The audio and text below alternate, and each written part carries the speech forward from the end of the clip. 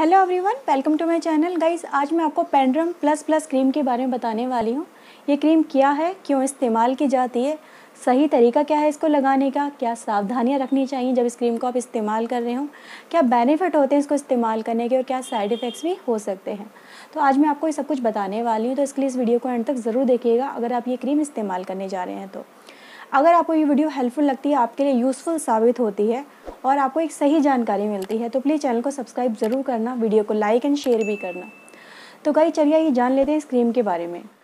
So now guys, आइए चलिए सबसे पहले जान लेते हैं इस क्रीम के बारे में। ये क्रीम में क्या इस्तेमाल किया गया है और ये कितने रुपए तक की आपको ईजिली मार्केट में मिल जाती है। तो गाइस ये 15 ग्राम की एक ट्यूब पैकेजिंग में आती है, जिसका प्राइस में अगर मान के चलूँ तो 70 से 80 रुपये के अराउंड में ईजिली मिल जाता है मेडिकल स्टोर के ऊपर। इस क्रीम में अगर आप देखेंगे तो इसके अंदर हमें 3 मेन इंग्रेडिएंट्स का यूज़ करा हुआ नज़र आता है, जिसमें मैं आपको स्टेप बाय स्टेप बताती हूँ। साथ ही मैं आपको ये भी बताऊँगी इस वीडियो के अंदर कि ये जो केमिकल हैं ये एक्चुअली में इनका मेन काम क्या है। ठीक है गाइज़, तो सबसे पहले हम बात करते हैं इसके अंदर जो मेन इंग्रेडिएंट्स है वो है गाइज़ कोबाल्टसोल। गाइज़ कोबाल्टसोल एक स्टेरॉइड है। स्टेरॉइड के नाम सबसे पहले तो हम लोग डर जाते हैं कि स्टेरॉइड है तो बहुत ज़्यादा नुकसान करेगी। तो गाइज़ मैं आपको थोड़ा सा क्लियर कर देती हूँ, मैं किसी चीज़ का प्रमोशन नहीं कर रही हूँ, बस मैं आपको थोड़ी सी इन्फो देना चाहती हूँ। गाइज़ स्टेरॉइड अगर हम बेसिकली मान के चलें तो एक तरह से एक पावरफुल इंग्रेडिएंट्स होता है। जैसे हमारी बॉडी वीक होती है तो हम बहुत ज़्यादा हमें वाइटामिन मिनरल्स की ज़रूरत होती है, तो हम क्या करते हैं जो कि मल्टी वाइटामिन के कैप्सूल आते हैं, जो दवाई आती हैं, जो भी सिरप आते हैं हम उनको लेते हैं और हमारी बॉडी एकदम से एनर्जी से भर जाती है। ठीक है, स्टेरॉइड का अगर आपने देखा होगा तो लोग जो स्टार्स वगैरह हैं हमारे बॉलीवुड के हैं या साउथ के हैं, ये लोग भी स्टेरॉइड लेते हैं। स्टेरॉइड खाया भी जाता है, मतलब जो लोग बॉडी बनाने जाते हैं तो वो रोज़ स्टेरॉइड लेते हैं और उनकी बॉडी बहुत तेज़ी से वर्क करके, मतलब वो जो उनको 1 साल में रिजल्ट मिलने वाला होता है वो मैक्सिमम उनको 1 या 2 मंथ के अंदर ईजिली मिल जाता है। तो स्टेरॉइड क्या हो, पावर को बढ़ा देती है, किसी चीज़ को क्योर करने की या किसी चीज़ को गेन करने की पावर को बढ़ा देती है। तो इसी के अंदर जो ये केमिकल यूज़ किया गया ये भी एक स्टेरॉइड है, जो कि हमारी स्किन के अंदर जब कोई प्रॉब्लम आती है उसके लिए हम इसका इस्तेमाल करते हैं। तो ये पावरफुल इंग्रेडिएंट्स है, तो तेज़ी से काम करता है, उस पर तेज़ी से वर्क करता है, तो जो प्रॉब्लम होती है ना वो तेज़ी से रिपेयर हो जाती है, क्योर हो जाती है। लेकिन इसके साइड इफ़ेक्ट्स भी तब होते हैं जब इसको आप हाई डोज में ले लेते हैं। सपोज़ आपने जो इसकी लिमिटेड क्वांटिटी होती है, जो डॉक्टर ने आपको एक क्वांटिटी बताई है कि आपको इतना इस्तेमाल करना, उससे ज़्यादा आप इस्तेमाल कर लेते हैं तो इसके नुकसान भी हो जाते हैं। जैसे कि अभी एक साउथ का एक सीन आया था, उसमें एक हीरो था, मैं नाम नहीं लूँगी, और उन्होंने स्टेरॉइड का इस्तेमाल कर रहे थे वो, और जिम में जा रहे थे, तो जिम में जाने से उनकी जो हार्ट बीट एकदम से तेज़ हो गई, स्टेरॉइड क्योंकि लिया हुआ था, और उनको हार्ट अटैक पड़ गया। तो स्टेरॉइड जहाँ फ़ायदा करता है वहाँ नुकसान भी कर सकता है, तो आपको इसको सही मात्रा में लेना बहुत ही ज़्यादा ज़रूरी होता है। ओके गाइज़, तो आपको क्लियर हो गया होगा स्टेरॉइड होता क्या है। मैंने बिल्कुल एक लेमन लैंग्वेज के अंदर आपको बताया है। आई होप आपको बिल्कुल क्लियरली ये बात पता चल गई होगी कि स्टेरॉइड एक्चुअली में क्या वर्क करता है, कैसे वर्क करता है। ओके गाइस, तो कोबाल्टसोल की बात करते हैं तो गाइस इसके अंदर अगर आप देखेंगे तो 0.05% का, यानी बहुत ही कम मात्रा के अंदर इस्तेमाल किया गया है। इसका जो मेन काम होता है ये गाइस, ये आपकी जो इचिंग वगैरह हो जाती है चेहरे पे, या फिर रेडनेस आ जाती है, या फिर किसी तरह की स्वेलिंग हो जाती है स्किन के ऊपर स्पेशली, तो ये उसको ब्लॉक कर देता है, उस चीज़ को आगे बढ़ने से ब्लॉक कर देता है। ठीक है, तो ये स्किन इन्फेक्शन के लिए भी यूज़ किया जाता है। तो ये स्किन में जितनी भी तरह की रेडनेस, स्वेलिंग, खुजली वगैरह होती है, अगर आप इस तरह की प्रॉब्लम फेस कर रहे हैं तो आप इस क्रीम का इस्तेमाल कर सकते हैं। नंबर 2 पे आता गाइस मिकाकोनाजोल।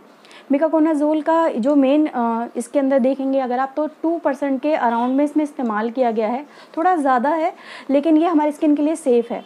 ठीक है, और ये क्या काम करता है, ये हमारी स्किन में जो फंगस हो जाता है, जो क्रिएट करता है हमारी स्किन के अंदर इन्फेक्शन किसी भी तरह का हो सकता है, जैसे लोगों के दाद वगैरह हो जाते हैं, आपने देखा होगा, या फिर किसी तरह की कुछ अलग इन्फेक्शन हो जाता है जो फंगल इन्फेक्शन से रिलेट करता है, तो उसको ये रोक देता है। ठीक है, तीसरे नंबर पे क्या आता है, नियोमाइसिन। इसमें 0.5% का इस्तेमाल किया गया है, और ये बैक्टीरियल कॉजिंग इन्फेक्शन, जो हमारी स्किन में बैक्टीरिया हो जाते हैं, फंगस के अलावा जो बैक्टीरिया होते हैं, बैक्टीरिया की तरह से जो इन्फेक्शन हो जाता है उसको रोक देता है बढ़ने से। ठीक है, तो ये ओवरऑल स्किन इन्फेक्शन के लिए यूज़ किया जाता है, जिसमें आपको ईचिंग, रेडनेस, स्वेलिंग वगैरह या किसी भी तरह के अदर जो स्किन इन्फेक्शन होते हैं उनको क्योर करने के लिए ये क्रीम इस्तेमाल की जाती है।